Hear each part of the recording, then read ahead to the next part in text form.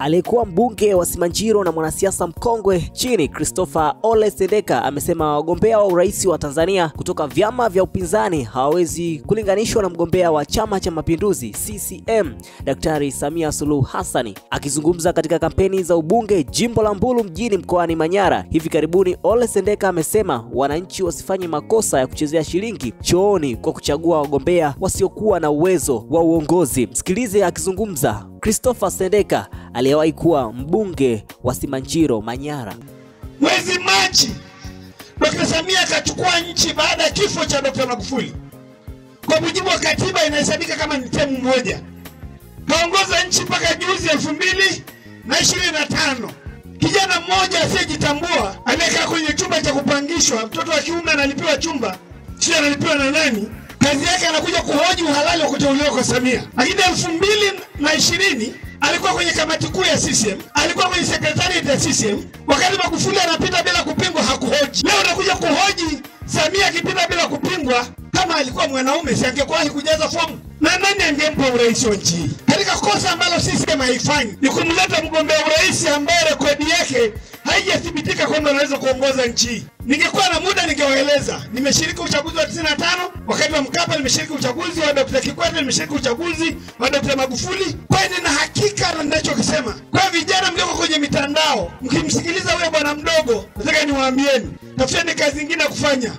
Na bahati nzuri sisi haina mpango wa kupoteza. Sisi tunaendelea kuchanja mbuga, kuomba kura kwa ajili ya rais, kuomba kura kwa ajili ya wabunge, kuomba kura kwa ajili ya madiwani. Mbulu oye! Mbulu oye! Lakini la pili, niko Mbulu. Mbulu ni wilaya ambayo ikiamua imeamua. Mbulu sio mahali pa kufanyia majaribio. Waira kwa kisema hivi ni hivi. Tangu enzi ya Sarawat na Dodo, juzi mlipokengeuka mkaenda kwa Mustafa Akunai, rafiki yangu ile wa upinzani, mlipoonja sumu mkaona ni mbaya, mkarudi CCM. Tangu wakati huo mmebaki CCM. Na CCM mmewaletea chuma cha pua. Jembe la zamani, makali ni yale yale. Comrade Zakaria Isai. Hasa wamchukua Isai, mtu muungwana, rahimu, asiyejikweza, anayesimamia msimamo ulionyooka. Alafu yeye ndiye anapeleka kilio chenu kwa Dr. Samia Suluhu Hassan, mama ambaye ana msimamo kwenye mambo ya msingi. Nataka niwaambieni siri moja ya Samia. Usimuone Samia na uso wa huruma na tabasamu tu hivyo. Ana tabasamu nzuri, moyo mweupe kwa wale wanaofanya mema. Lakini Samia Suluhu Hassan ukimuudhi kwenye mambo ya msingi ya nchi,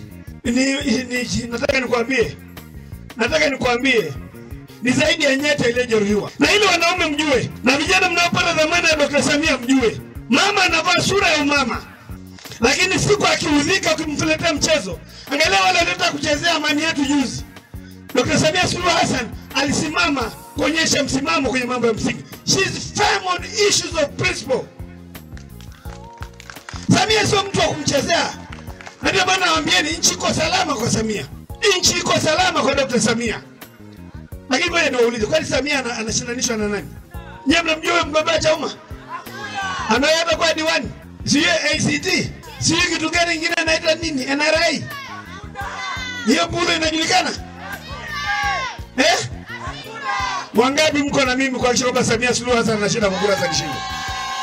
Mimi naitwa Aisan, hii ni VOT Media. Usahau comment, kulike pamoja na kusubscribe.